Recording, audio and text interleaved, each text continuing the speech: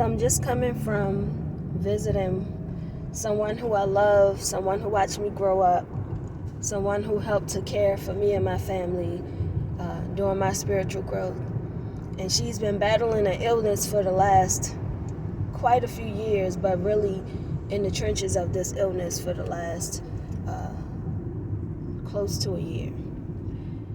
And on top of her journey in this medical illness, I've been witnessing and experiencing like trials upon trials from many different believers and family members and friends, and watching so many people journey and struggle with so much stuff on their plates.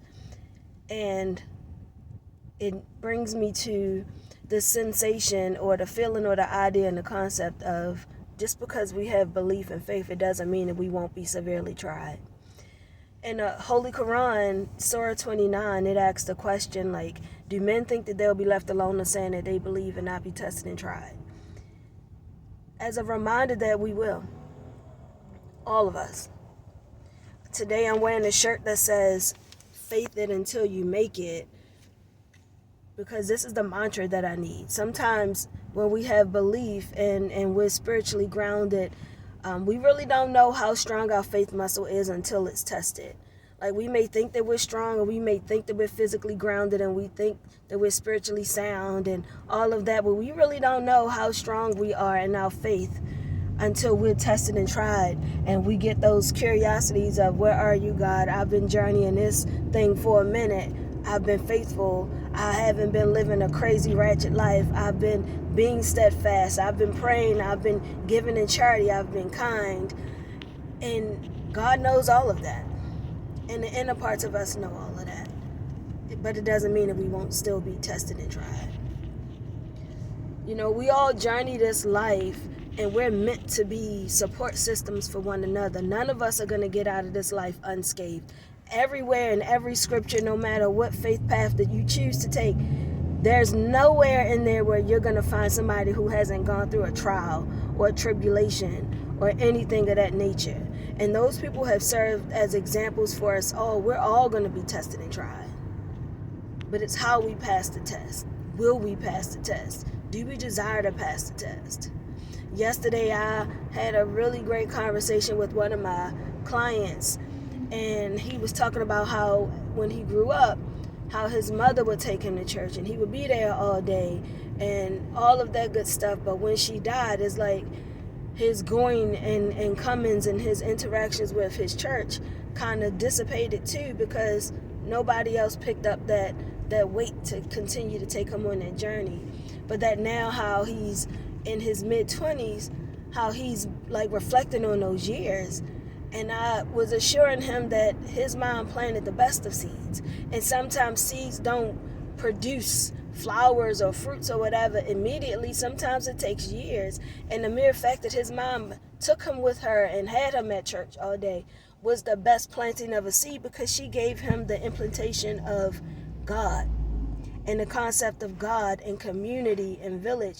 And now that he's remembering it and reflecting, and it's been in his spirit so much, it's because now his seed is finally starting to take root and produce something. Like, we all belong to each other, every single one of us. And sometimes when we subscribe to a certain faith, or we believe that we have arrived because of our spirituality or our faith walks, sometimes we become disconnected from the people, and God has to humble our hind parts and give us the same struggles and journeys that the people that we're supposed to be out there reflecting his light to are experiencing. How can someone who has never experienced drug addiction tell someone who is how to stop or how to overcome? You can't. How can someone who's never experienced surviving domestic violence and abuse tell somebody how to survive and get out if they've never experienced it? You can't. How can someone who's overcome sexual abuse and the trauma of that, or child abuse and the trauma of that, tell somebody who's journeying that how to overcome and survive? Like, you really can't. I firmly believe that Allah is blessing us all with these burdens of all kinds, helping to deal and heal with our family members and ourselves. because we're meant to be a reflection of his mercy and his goodness to those that are within our communities that are journeying these same roads and these same experiences. And he has to humble us to let us know that though we are holding on to a faith, we still have not yet arrived. We belong to each other. We really do. God doesn't bless us with burdens for us to be weighed down. He's blessing us with burdens so that our hearts can be expanded and our minds can be expanded and our hands can be extended so that we can be a benefit to somebody else. It's time for a healing, and we'll never know how healed we can be unless we pull off the scab of our wounds. Allow the air to get in. Allow someone else who has had this kind of wound see that we have a wound so that they can tell you the medicines that they've applied for their eventual healing.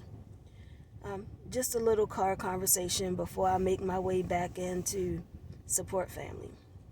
So I love you guys. Let's heal together. Let's grow together. Let's expand together. Let's faith it so that we can make it. Love y'all. Have a blessed day. Peace.